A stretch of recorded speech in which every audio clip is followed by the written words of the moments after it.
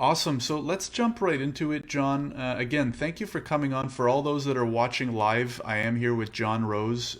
He is what I like to call from your presentation, John, was a recruitment protagonist, and I'll let you go into more detail on that. But John is going to go for about 10, 15 minutes. He has a great presentation that he's put together on networking your transferable skills, which is extremely important, especially if you're trying to find a job from outside of Canada or if you're trying to find your first job within Canada.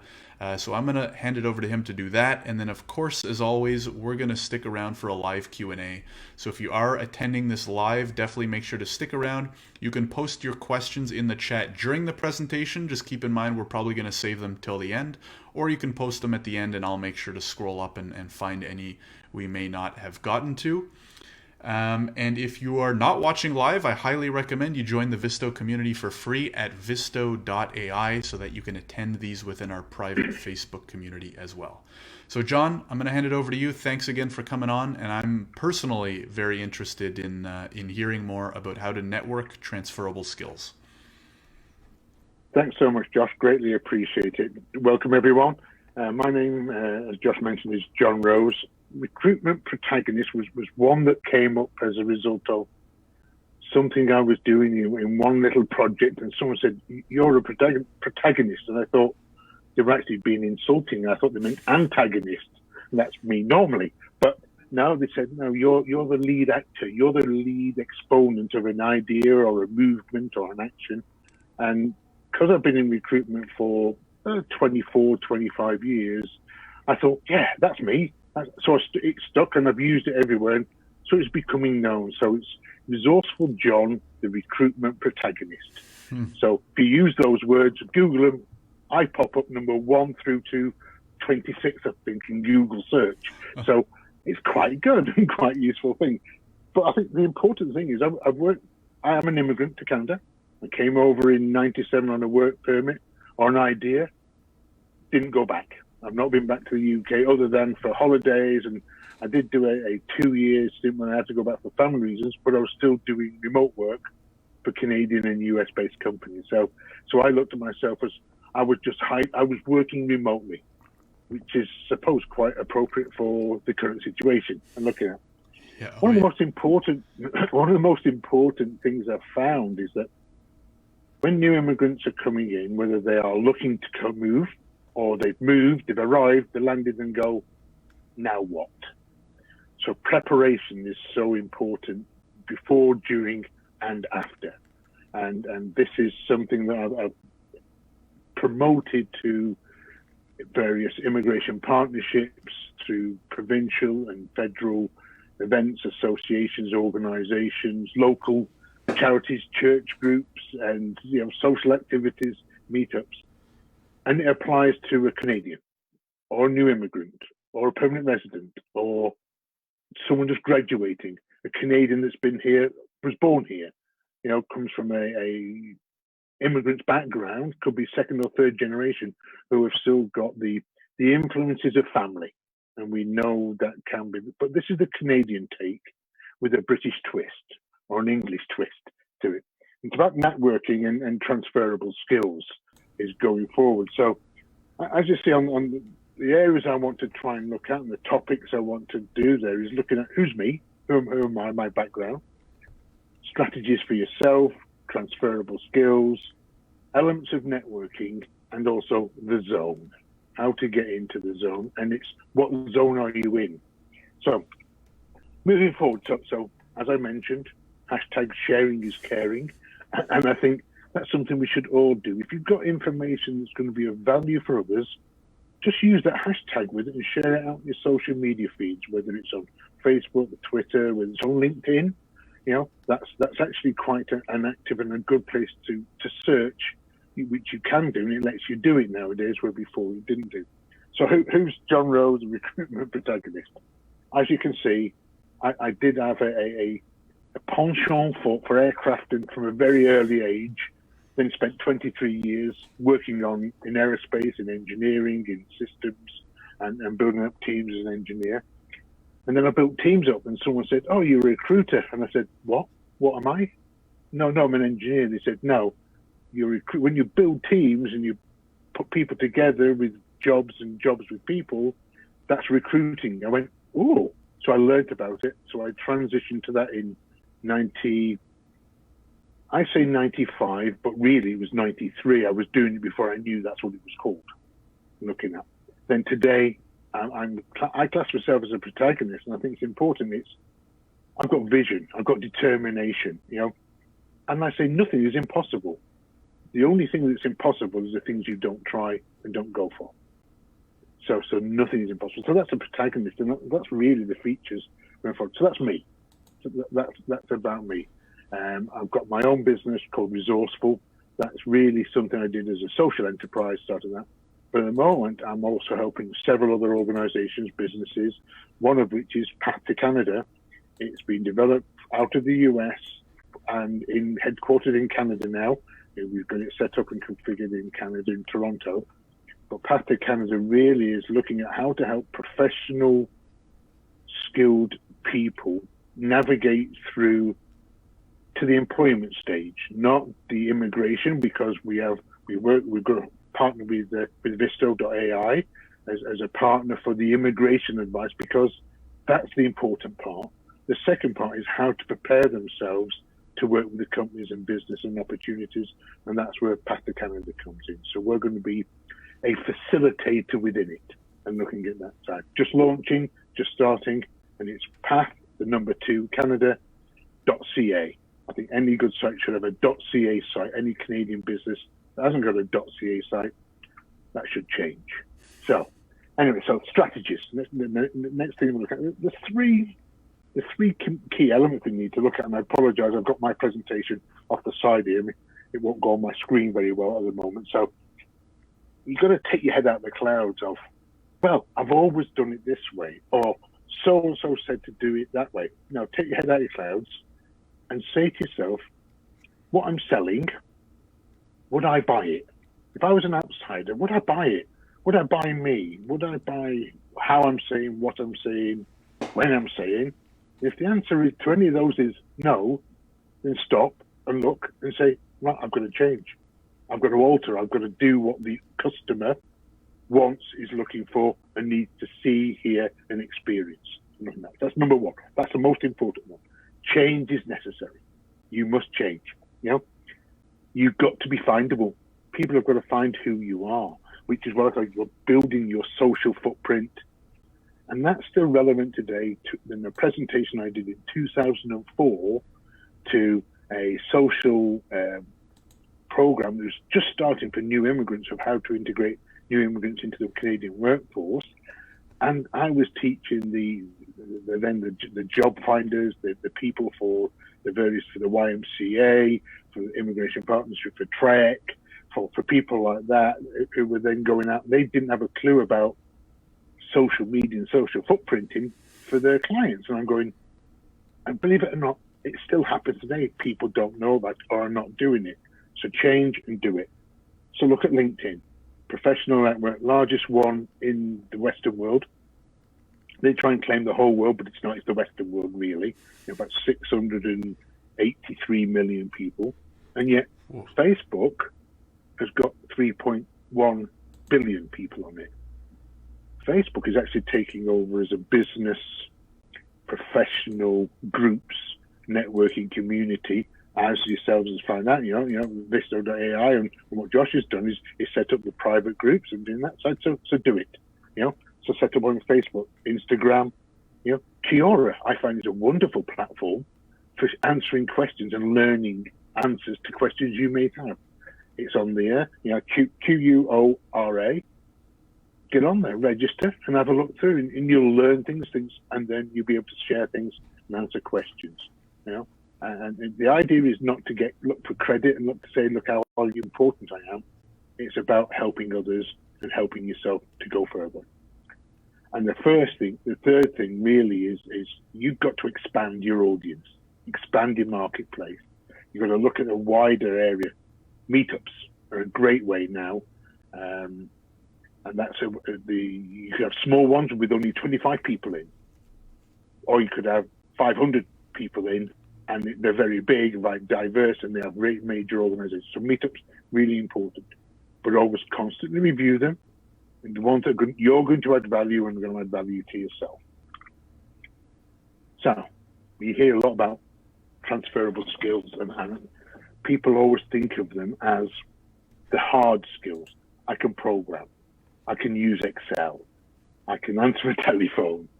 Yeah, they're tangible, hard skills done. But it's what was defined as the soft skills. That's the issue of how do you communicate your soft skills? How do you communicate your communications?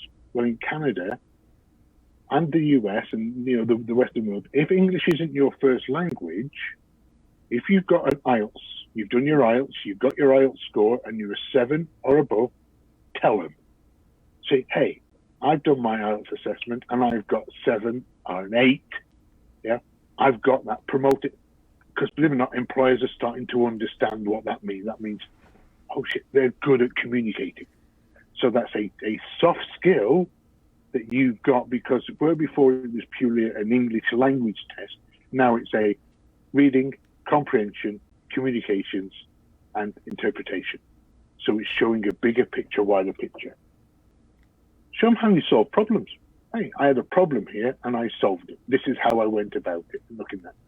Again, that's a non-tangible. It's not a technical, hard, transferable skill.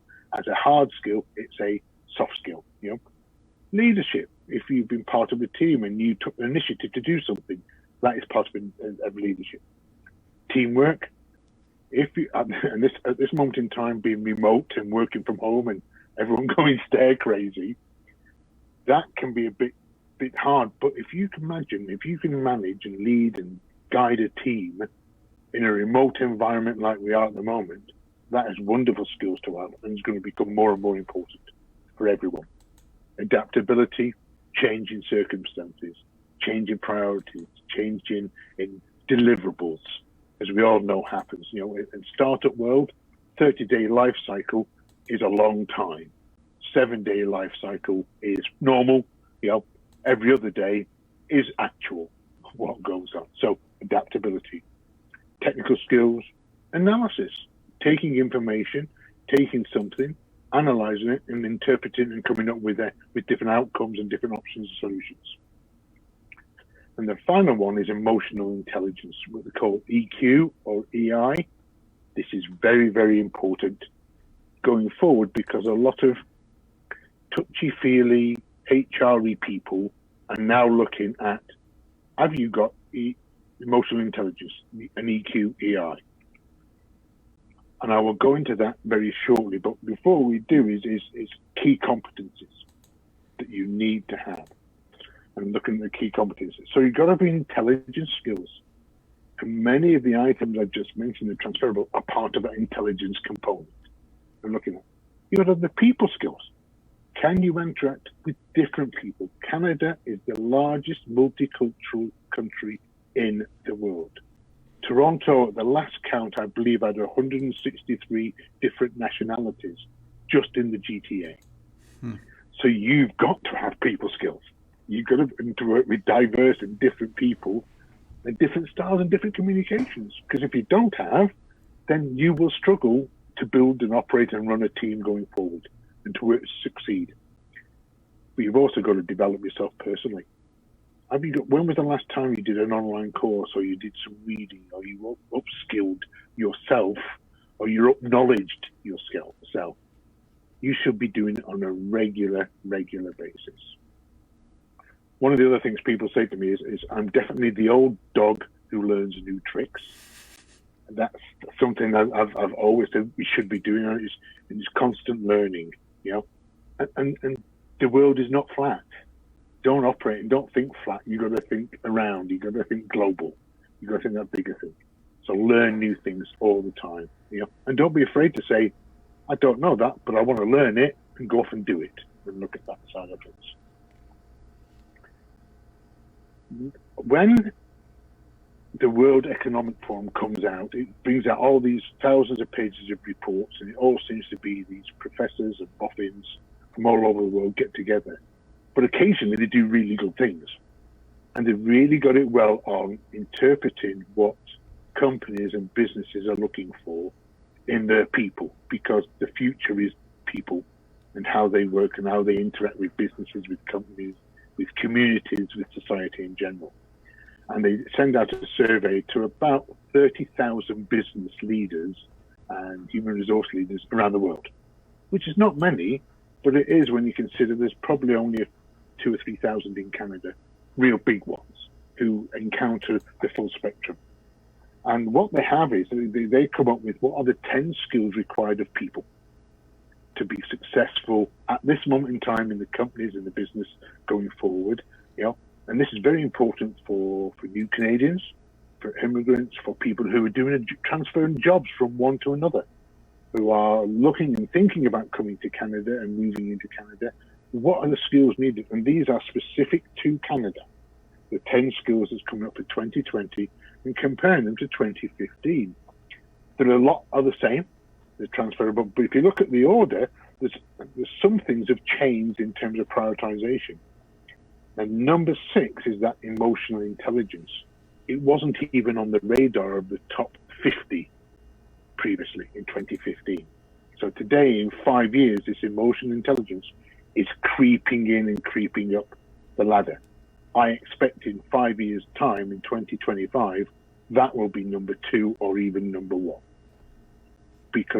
And the reason being is, if we look at what is the definition of emotional intelligence, EQ or EI, you might hear it, it's that one's ability to work productively with person-to-person emotions, communications, interaction, working with different groups, different individuals, different people. So you've got to know your strengths, your weaknesses. You've got to be self-aware. You've got to know things and learn how to do things differently with different people. And looking at that, you've got to be motivated. You've got to want to do it. You've got to show passion and energy. You've got to have empathy for others.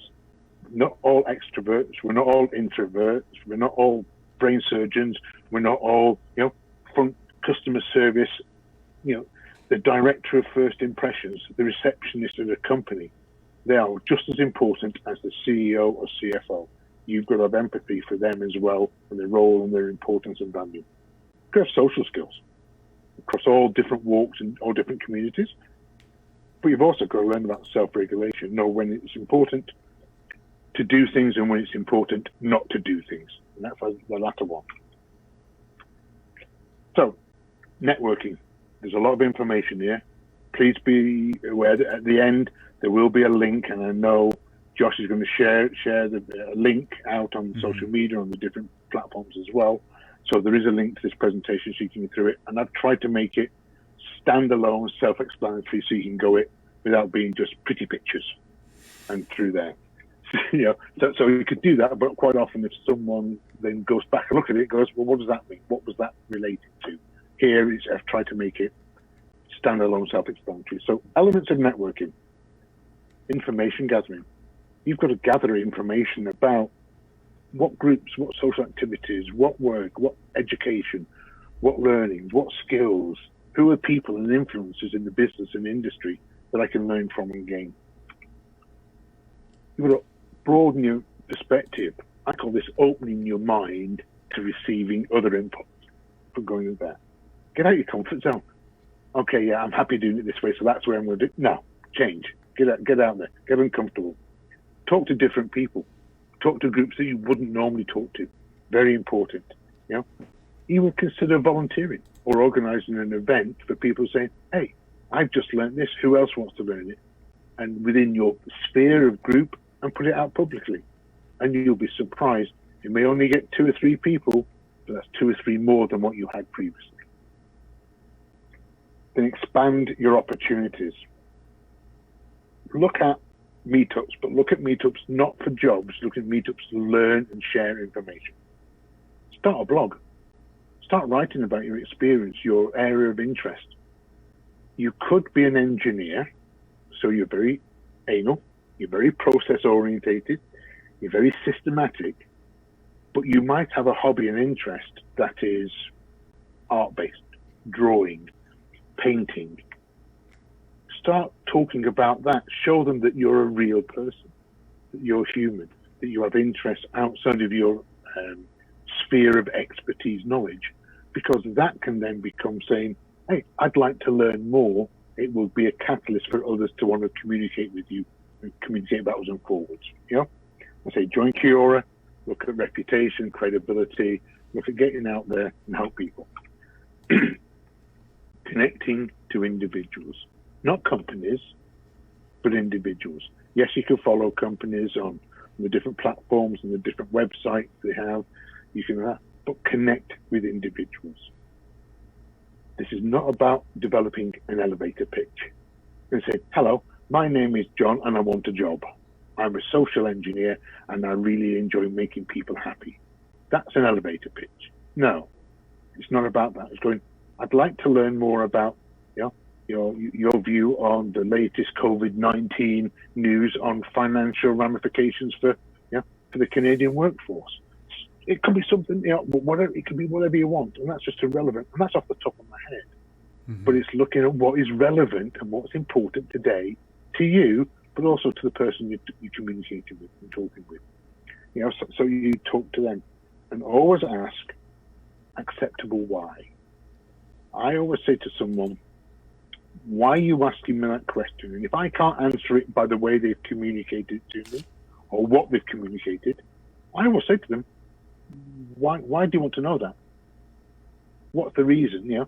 They go, well, I just want to know. No, that's not acceptable. Why do you want to know? Well, I want to learn about it because of this or that. Okay, now it's acceptable. And going forward. So always think of it doing that. Connect with people, contact people, introduce people to others. Oh, this person might not be good for me, but they might be good for my friend who was looking for an introduction into biopharma. And this person is speaking on biopharma at a conference coming up. Could be useful. Share that person's information with someone you know who may be of interest to it. Or put out there, this looked really interesting conference event, and I see this person's here speaking. You then become known as a reciprocity, sharing is caring person. And that will stand you greater value. And in Canada, that is one of the things that's looked at. So collectively, gather, broaden, expand, and connect. The four main areas for you going forward. All those involve you getting out of your comfort zone, getting out of your little hidey hole, what we're doing now. So, comfort zone. You want to always aim to be in the growth zone. That's where you've got to be. And coming to Canada for the first time, you start off in the fear zone. Your comfort zone, where you come from, when you first arrive in Canada, you're in the fear zone. Or you're applying to come to Canada, you're in the fear zone. You're going to learn about the rules, learn about opportunities, learn about what is to do, how to do it, when to do it. And then when you get here or you've applied for immigration going through, you then go into the growth zone. You're going to look at new goals, new objectives, and it's conquering those objectives and objections as well. I think that should be added onto here. You've dreamt about moving to Canada. Now you can live it, get in the growth, move forward, and drive your purpose going forward, being positive. Glass is always half full to overflowing, never half empty to dry. So as a quick recap and to wrap up, and I've got a couple of minutes or a few seconds, so I'll just do it here. So stop doing what is not working. If it's not working, you've got to change it, because doing the same shit, same way every day, you get the same result. Change. Look at it. Be brave. Go out of your comfort zone. Ask for someone's help if you want to get out and you think they could help me get out of it. Ask them. If you say, I'm in my comfort zone, I need to change, can you help me? I've not yet experienced one person, even at the top thought leaders in the industry, in the business, who have said, no, I'm not going to help you. Yes, you're willing to change and try. I'm willing to invest 5-10 minutes of my time helping you do it. Great. Broaden it, open your thinking, broaden your reach, get outside of your own community and talk to others. Networking. Don't develop an elevator pitch like who are you? I'm John Rose, I'm the recruitment protagonist. That's it. I'm not asking for a job, that's who I am, that's my pitch. Embrace, engage, share, and collaborate. Finally, the last slide is me, who I am, where you'll find me, what it is. And as you'll see at the bottom there, you've got the presentation link, which I'll be sharing out with Josh so you can get out there to everyone. Thanks so much, and I hope that was informative, educational, and not too boring. Awesome, John. That was great. I would say two things that really, or two messages that really stuck out to me are, number one, stop doing it if it's not working, right? So if you're just, for example, submitting the same resume to 1,000 companies and it's not working, I would go back through this very presentation and think of some of the strategies that you can apply to outreach to companies, the networking approaches you mentioned, and how to do that.